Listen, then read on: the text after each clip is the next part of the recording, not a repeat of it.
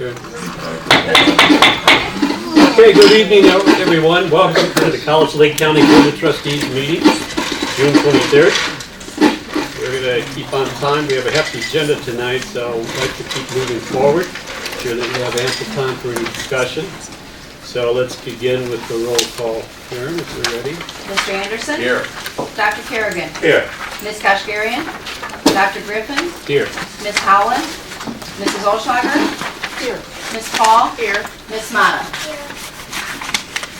On the agenda item, maybe another one, but there's a walk-on replacement agenda item for 8.1.4, biddable item for Cafe Edition Core Renovation. For category 9, the recommended contractor is Mortensen Construction at $947,000, Radnor Doherty at $829,700. And upon review of the administration, determined that Doherty may be a non-compliant with bid requirements. And also for category 11, Home has confirmed they will honor bid.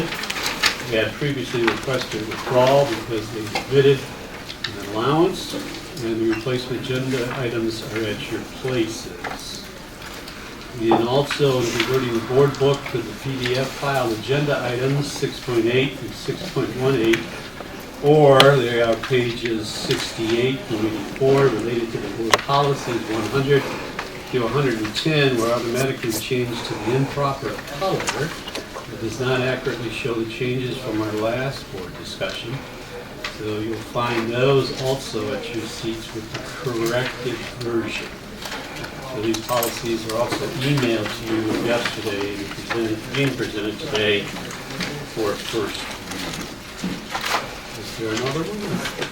I hope not. Okay.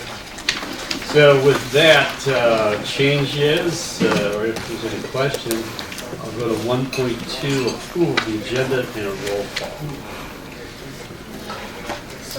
Second. Mr. Chairman? Yes. May I just interject that this is the first motion that our student trustee has made, so welcome aboard.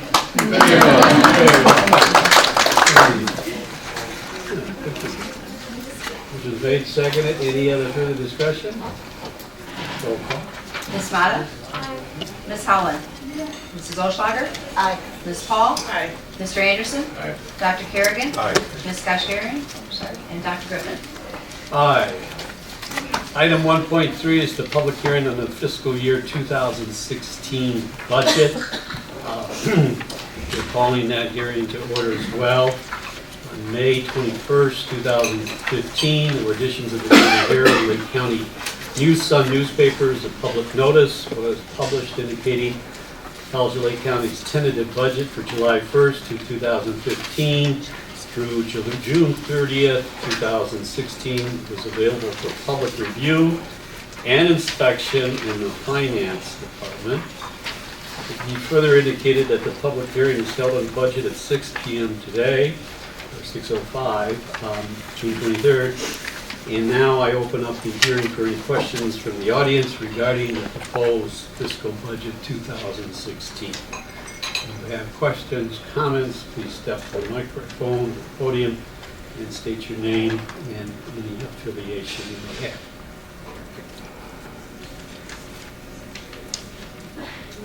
Okay, hearing none, I'll declare the public hearing closed. So we'll move on to approval of the minutes, which is, I'm going to take, unless there's some reason not to, I'll take all of these as one group. 2.1, Committee of the Whole meeting on May 12, 2015. 2.2, closed meeting of May 12, 2015. 2.3, regular board meeting of May 19, 2015. And 2.4, the closed meeting of May 19, 2015. Seek a motion to approve those, please. Move to accept. May I have a second? Second. Okay, on the table, any discussion? Yes. Under 2.2, the closed meeting minutes of May 12th, and 2.4, the closed meeting of May 19th, I'm not asking you to pull them, and I will vote to approve them, but I would request that I be allowed to make a comment in closed session about them. Okay. Is that okay? Well, I can make the comment now, it's not anything substantive. well, it's your prerogative, I mean, it's up to you, but if we're gonna do it in closed session, I don't wanna. Okay. Yeah, that's fine. So if I can just make a comment in closed session about them, would that be okay? I'm not gonna, You're not gonna seek to change it? No. Okay, that's I'm fine. just gonna make a comment. Yeah. Okay. And then I would also ask that 2.3, the regular meeting minutes, I would ask that we take a look at making a couple of amendments, corrections to them. The first one is on page 3, under the President's report, where it talks about the trustee Oschlager mentioned that the keynote speaker, commencement speaker, Aaron Lauer, returned his payment of $4,000. My understanding is that the college doesn't give him a payment. My understanding is that the college gives the graduation speaker an honorarium, and that honorarium, he donated it back to the foundation. Is that not correct? I think that's correct. We'll make that change. Okay, because there's a difference between Yeah, a making a payment. payment and donating it to the foundation. And then I would ask you to look at page 5, under 7.1. As you know, I've been questioning the bills for the last several months, and if you look at the language that's reflected in the minutes, it said that trustee Oschlager thanked the administration for providing portal access. Well, if you recall, I actually made the statement that I've been asking for this for more than 2 years, and I did not thank the administration. I thanked the board leadership for making it happen, which was Chairman Griffin, so I would ask that that be corrected as well. Made Okay. second, you guys accept Well, those? I got another one. Okay. Page 8. Hey, you know, let's get them right, you know? Page 8. Yep. Position additions, reclassification, deletions, and vacant position. You've heard me over and over again saying our minutes are incomplete and inaccurate.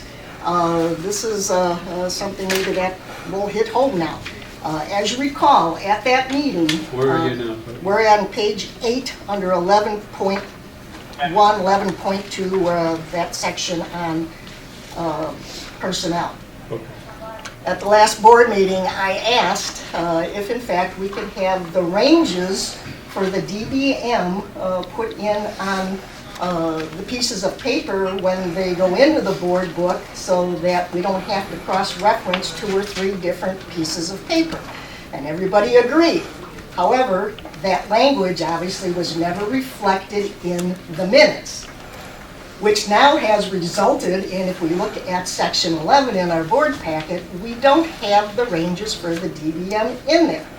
I think this is a really good example if we would put more meat into the discussions that actually take place at the board meetings. That would help Jerry follow up on stuff so that we don't continue to get incomplete information. So I'd ask that that comment also be included to this portion.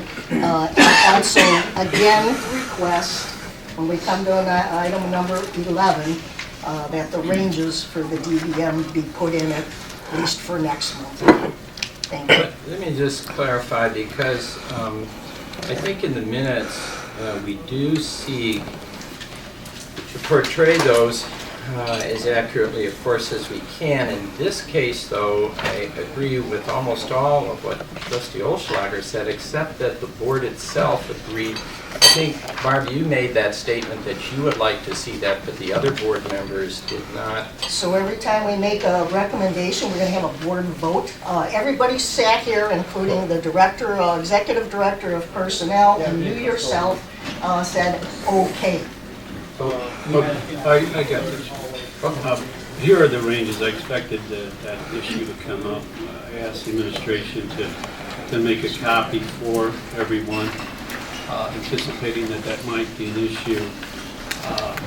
I think perhaps as a compromise position, rather than putting those ranges in the board book. Sorry. No, we need one. No, we need one more That's right. for you, Sonia. Rather than putting it in the board book itself, that it be part of the handouts to you in anticipation of those questions coming up.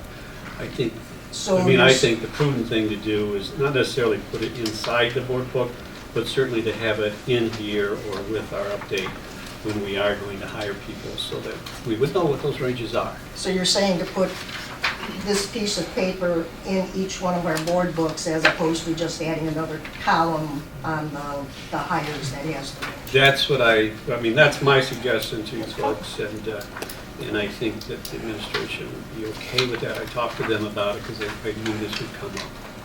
So, As long as we don't have to be digging out other pieces of paper in order for us to do our job, it's important that we know what the ranges are. So that would be fine with me. Is it difficult for the administration to put that in when you hire somebody? I mean, it's part of his or her employment to begin with, isn't it? well, it's certainly available public information. It certainly will bring up a lot of questions with a lot of people that perhaps not necessarily avoided, but would make it a little easier, I think, to see it as a piece of document that's part of the book. Well, Okay. maybe I'm not making myself clear. If we look at agenda item 11.3.1, we're actually going to be hiring these folks in. The salary rate that we're hiring in at is, clearly documented there. But that also says that the DBM for, say, one of the positions is a D72. All I was asking was, can we put something in on this piece of paper that says, hey, the range for a D72 is 79,000 to 163,000. I mean, it's on this piece of paper. So you're talking about where you display the new positions or something? Yeah, when we're the range of hiring positions. somebody, so we know where they fall in the range when we're hiring them. I mean, both of them will serve the same purpose, other than doing it this way, we have to go back and cross-reference it. So whatever pleases the rest of the board. Okay. All right, other comments? Some additions made, accept those? Yes. Roll call. Ms. Mata? Aye. Ms. Holland? Abstain. Mrs. Olschlager? Aye. Ms. Paul? Aye. Mr. Anderson? Aye. Dr. Kerrigan? Aye. Dr. Griffin? Aye.